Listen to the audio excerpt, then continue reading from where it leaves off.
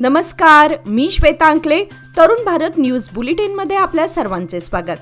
आता पाहूया ठळक घडामोडी. मुस्लिम धर्मियांचे प्रेषित मोहम्मद पैगंबर यांच्या जन्मदिनानिमित्त ईद ए मिलाद सण साजरा केला जातो. रविवारी मोठ्या उत्साहात मुस्लिम बांधवांनी भव्य मिरवणूक काढून बेळगावमध्ये ईद ए मिलाद साजरी केली.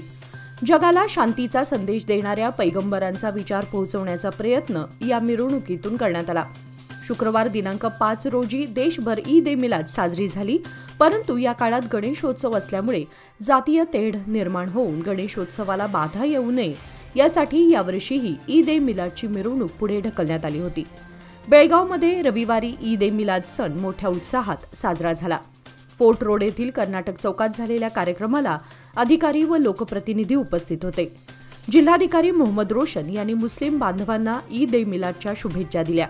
याबरोबरच बेळगाव उत्तरचे आमदार आसिफ सेठ, माजी आमदार फिरोज सेठ, पोलीस आयुक्त भूषण बोरसे, उपायुक्त बाबूलाल पुरोहित यांच्यासह विविध मुस्लिम संघटनांचे पदाधिकारी उपस्थित होते. शहरातील रामदेव गल्लीमध्ये गटार बांधकामासाठी महापालिकेकडून 2 दिवसांपासून अचानक खोदाई करण्यास सुरुवात झाली आहे. या कामाबाबत कोणतीही पूर्वसूचना न दिल्यामुळे स्थानिक व्यापाऱ्यांमध्ये तीव्र नाराजी पसरली. खोदाई सुरू झाल्याचं लक्षात येताच व्यापाऱ्यांनी कामाला जोरदार विरोध दर्शवला. त्यांनी संबंधित विभागाचे नगरसेवक शंकर पाटील यांच्याशी संपर्क साधून याबाबत तक्रार नोंदवली. नगरसेवक पाटील यांनी देखील ठेकेदाराने कोणतीही पूर्वकल्पना न देता खोदाई सुरू केल्याचं सांगितलं. स्थानिक व्यापाऱ्यांच्या मागणीनंतर काम तातडीने थांबवण्यात आले, मात्र तोपर्यंत 5 ते 6 दुकानांसमोरील भाग उखडण्यात आला होता, ज्यामुळे व्यावसायिक नुकसान झाल्याचा आरोप करण्यात येत आहे. गणेशोत्सवापूर्वी हे काम सुरू करण्याचं नियोजन होतं, परंतु काम उशिरा सुरू करण्यात आलं. स्थानिक व्यापाऱ्यांचं म्हणणं आहे की अशा प्रकारच्या कामांची पूर्वसूचना देणं महत्त्वाचं असतं, जेणेकरून ते आवश्यक ते उपाययोजना करू शकतात. महापालिकेच्या अनागोंदी कारभारामुळे व्यापाऱ्यांमध्ये तीव्र संताप व्यक्त केला जात आहे. कर्नाटकातील पावसाळी हंगामातील नवीन कांद्याची आवक सुरू झाली असून बेळगाव कृषी उत्पन्न बाजार समितीच्या काल शनिवारी झालेल्या बाजारात महाराष्ट्रातील जुन्या कांद्याच्या दरामध्ये प्रति क्विंटल 100 रुपयांनी वाढ झाली आहे. नवीन कांद्याचा दर्जा समाधानकारक नसल्यामुळे तो कच्चा व लवकर खराब होणार आहे. त्यामुळे यार्डमध्ये येणाऱ्या पावसाळी कांद्याला प्रति क्विंटल 500 ते 1200 रुपयांपर्यंतच दर मिळत आहे. याउलट जुन्या कांद्याला अधिक मागणी असून त्याचे दर वाढलेत. भाजी मार्केटमध्ये आल्याला चांगली मागणी असून त्याच्या दरातही वाढ झाली आहे. इतर भाजीपाला वस्तूंचे दर मात्र स्थिर आहेत. शनिवारी झालेल्या बाजारात महाराष्ट्र जुना कांदा 45 ट्रक, कर्नाटक जुना कांदा 8 ट्रक, कर्नाटक नवीन कांदा 15 ट्रक, पांढरा कांदा 60 गोण्या, इंदोर बटाटा 12 ट्रक, हासन बटाटा 15 ट्रक, आग्रा बटाटा 3 ट्रक दाखल झाला आहे. नवीन कांदा अद्याप पुरेशा दर्जाचा नसल्यानं त्याला बाजारात अपेक्षित प्रतिसाद मिळत नाही. माळ मारुती पोलिसांनी खबरदारीचा उपाय म्हणून शाहूनगर येथील एका 25 वर्षीय तरुणावर FIR दाखल करत अटक केली आहे.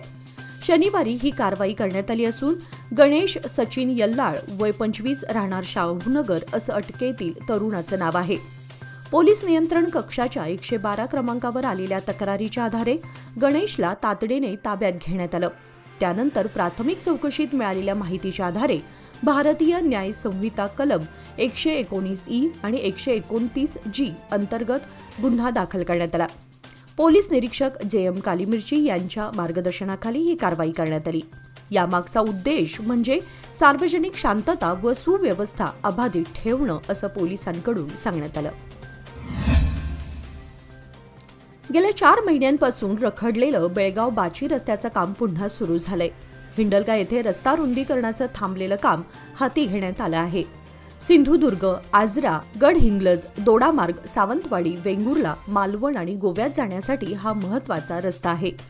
गेल्या वर्षी नोव्हेंबर महिन्यात वेंगुर्ला रस्त्याचं काम हाती घेण्यात आलं होतं, पण कासव गतीनं हे काम सुरू असून पावसाळ्याला सुरुवात झाल्यानं गेल्या 4 महिन्यांपासून काम रखडलं होतं. पावसाने उघडीप दिल्यानंतर आता हे काम पूर्ववत सुरू झालंय, पण कामाची गती कमी असल्यानं ती वाढवत लवकर हे काम पूर्ण करावं अशी मागणी केली जात आहे. कुद्रेमनी, ढेकोळी आणि सुरुते गावातील शेतवस्ती भागामध्ये जंगली अस्वल दिसल्यानं परिसरात भीतीचं वातावरण निर्माण झालंय. गेल्या काही दिवसांपासून या गावांच्या पश्चिम बाजूस असलेल्या जंगल आणि डोंगराळ भागातून अस्वलाचे हालचाली होत असल्याचं शेतकऱ्यांच्या निदर्शनास आलं होतं. गाव काऊल नंबर, साऊर तळे, बेळरड शेत, वरचे शेत आणि डोली शेतवस्ती या भागांमध्ये अस्वल फिरत असल्याची माहिती स्थानिक शेतकऱ्यांनी दिली. यामुळे शेतकरी व रहिवासी भयभीत असून रात्रंदिवस शेतात जाणं धोकादायक बनलंय. वन विभागाने तात्काळ दखल घेऊन अस्वलाला पकडण्याची आणि नागरिकांच्या सुरक्षिततेची खबरदारी घेण्याची मागणी ग्रामस्थांनी केली आहे. गणेशोत्सवाच्या पार्श्वभूमीवर शहरात मलेरिया, डेंग्यू सारख्या आजारांचा प्रादुर्भाव रोखण्यासाठी महापालिकेने तात्काळ आणि प्रभावी उपाययोजना राबवाव्यात अशी जोरदार मागणी शहरवासियांकडून केली जात आहे. शहरातील विविध भागांमध्ये डासांचा सुळसुळाट वाढत असून त्यामुळे नागरिकांमध्ये भीतीचं वातावरण निर्माण झालंय. अनेक ठिकाणी पाणी साचल्यानं डासांची उत्पत्ती अधिक प्रमाणात होत आहे. यामुळे फक्त फॉगिंगवर अवलंबून न राहता मलेरियाच्या औषधांची नियमित फवारणी करणं अत्यावश्यक आहे, असं नागरिकांचं म्हणणं आहे. फॉगिंग हा उपाय काही प्रमाणात उपयोगी असला तरी केवळ त्यावरच अवलंबून राहणं योग्य नसल्याचं मत व्यक्त होत आहे. रोगप्रतिबंधात्मक उपाययोजना अधिक प्रभावी ठरतील, असं नागरिकांनी सांगितलं. महापालिकेने शहरातील सर्व प्रभागांमध्ये मलेरिया आणि डेंग्यू रोखण्यासाठी ठोस पावले उचलावीत. नियमित औषध फवारणी, पाणी साचण्याची ठिकाणे स्वच्छ करणे, जनजागृती मोहीम राबवणे यावर भर द्यावा अशी एकमुखी मागणी शहरवासियांकडून केली जात आहे. शहरातील दक्षिण मतदारसंघातील चन्नमानगर येथील विविध भागामध्ये 24/7 पाणी पुरवठा सुविधा पुरवण्यात आली आहे. तर वडगाव येथील चावडी आवार आणि मृत्युंजयनगर, अनगोळ येथे असणाऱ्या जलकुंभांद्वारे या वर्षातील सप्टेंबर अथवा ऑक्टोबर अखेरपर्यंतच्या दिवसात 24/7 पाणी पुरवठा करण्यात येणार आहे. बेळगाव दक्षिण मतदारसंघातील सुमारे 50,000हून अधिक घरांना पिण्याच्या पाण्याची नळजोडणी करण्याची ही योजना आहे. या प्रकल्पात विविध आकारांचे एकूण 12 वेगवेगळ्या प्रकारचे जलकुंभ बांधले जात आहेत. यातील काही पूर्ण झालेत. त्यामधून नागरिकांच्या घरांना आता 24 तास पाणी पुरवठा करण्यात येणार आहे. आगामी काळामध्ये कर्नाटक राज्यात होणाऱ्या जातीय जनगणनेच्या पार्श्वभूमीवर मराठा समाजाने जनगणनेत आपली नोंदणी कशा पद्धतीने करावी यासाठी मार्गदर्शन करण्याकरिता सकल मराठा समाजाच्या वतीने एक विशेष बैठक आयोजित करण्यात आली आहे. ही बैठक सोमवार दिनांक 15 सप्टेंबर 2025 रोजी संध्याकाळी 5 वाजता जत्तीमठ, रामलिंगखिंड गल्ली, बेळगाव येथे होणार आहे. मराठा समाजातील सर्व घटकांना या बैठकीस उपस्थित राहण्याचं आवाहन आयोजकांकडून करण्यात आले.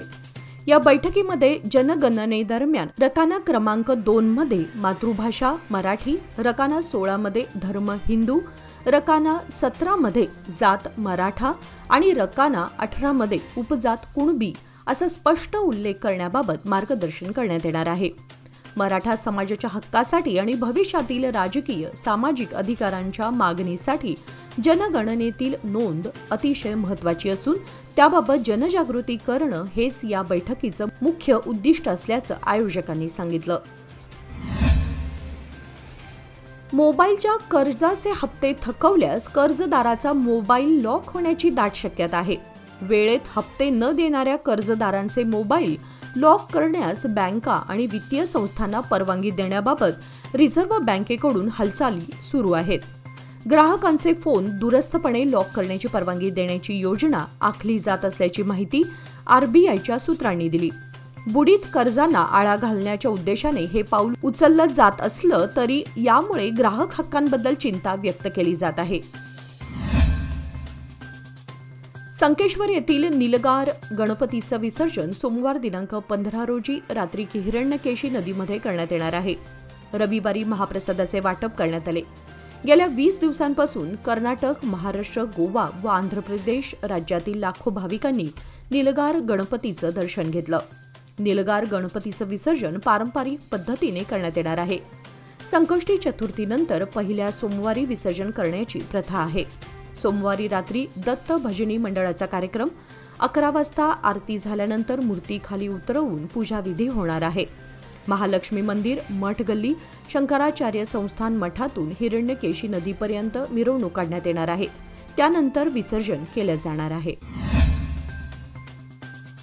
केंद्रीय रेल्वे व जलशक्ती राज्यमंत्री व्ही सोमण्णा सोमवारी 15 सप्टेंबर रोजी बेळगाव दौऱ्यावर येत असून त्यांच्या हस्ते अनुगोळ येथील चौथा रेल्वे फाटकाजवळ प्रस्तावित रोड अंडर ब्रिजच्या कामाचं भूमिपूजन होणार आहे. या उपक्रमामुळे दक्षिण बेळगावातील नागरिकांची प्रतीक्षा लवकरच संपणार असून रेल्वे गेटमुळे होणाऱ्या वाहतूक अडथळ्याला कायमस्वरूपी समाधान मिळेल अशी अपेक्षा आहे. गेल्या काही महिन्यांपासून चौथा रेल्वे गेट बंद ठेवण्यात आलं असून या ठिकाणी जलवाहिन्या, विद्युत व दूरसंचार केबल्सचं स्थानांतर पूर्ण झालं आहे. त्यामुळे अंडर ब्रिजच्या कामास सुरुवात होण्यास आता अडथळा राहिलेला नाही. राज्यमंत्री सोमण्णा सोमवारी दुपारी 3 वाजता अनुगोळ येथे पोहोचतील. यावेळी भूमिपूजनासह रेल्वे गेट परिसरातील कामाची पाहणीही ते करणार आहेत. यामुळे शहरातील रेल्वे प्रकल्प व अन्य विकास कामांना गती मिळण्याची शक्यता आहे.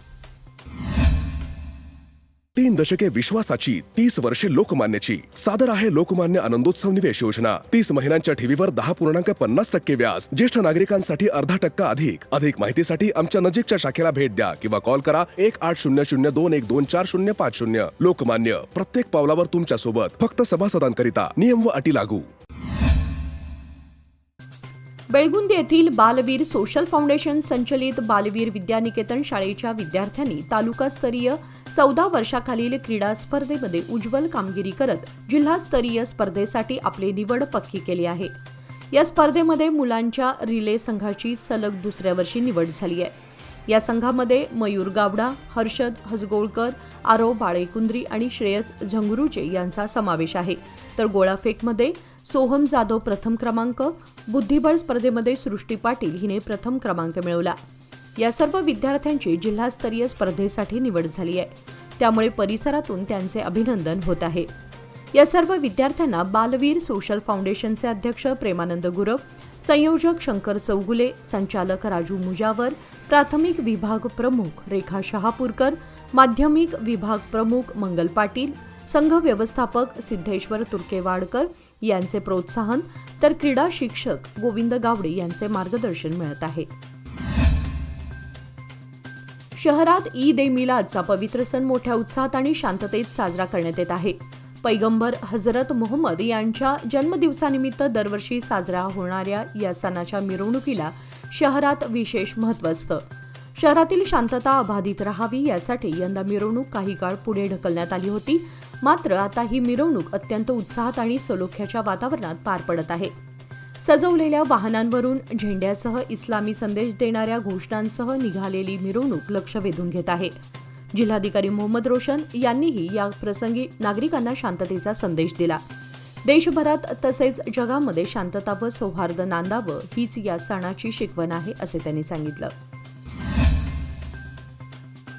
बेळगाव उत्तरचे आमदार आसिफ सेठ यांनी सामाजिक बांधिलकी जपत दिव्यांग विद्यार्थ्यांच्या शाळेला भेट देत त्यांच्या शिक्षणासाठी उपयुक्त असलेल्या श्रवणयंत्र आणि शैक्षणिक सहाय्यक साहित्याचं वाटप केलं.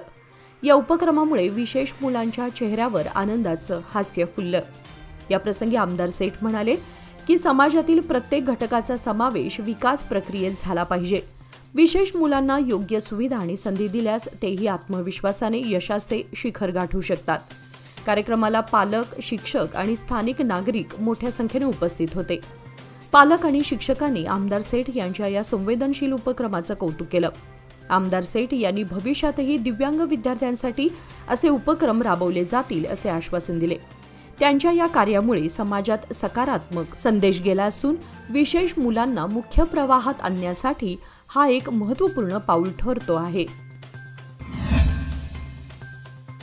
आंतरराष्ट्रीय लोकशाही दिनाचे औचित्य साधून बेळगाव ते विधानसौध बेंगळूरकडे जाणाऱ्या भव्य बाईक रॅलीला शहरातील चन्नम्मा चौकातून आज उत्साहात सुरुवात झाली. लोकशाही मूल्यांचा प्रसार आणि जनजागृतीसाठी या रॅलीचे आयोजन करण्यात आले असून विविध स्तरातील नागरिक, युवक आणि स्वयंसेवी संस्था यामध्ये सहभागी झाले आहेत. रॅलीचा शुभारंभ आमदार आसिफ सेठ, महापौर मंगेश पवार व अधिकाऱ्यांच्या हस्ते करण्यात आला. त्यानंतर विधानसौधकडे मार्गस्थ झाली. या उपक्रमाचा उद्देश म्हणजे लोकशाही व्यवस्थेतील नागरिकांचा सक्रिय सहभाग, जबाबदारी आणि जागरूकता वाढवणे हा आहे. रॅली दरम्यान लोकशाही ही जनतेसाठी, जनतेद्वारे जनतेची असते या संदेशाचा पुनरुच्चार करण्यात आला.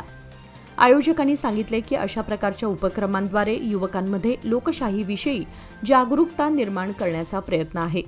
ही रॅली विधानसौधपर्यंत पोहोचून तेथे समारोप सभेमध्ये परिवर्तित होणार असून विविध मान्यवरांची भाषणे आणि कार्यक्रमाची मालिका आयोजित करण्यात आली आहे.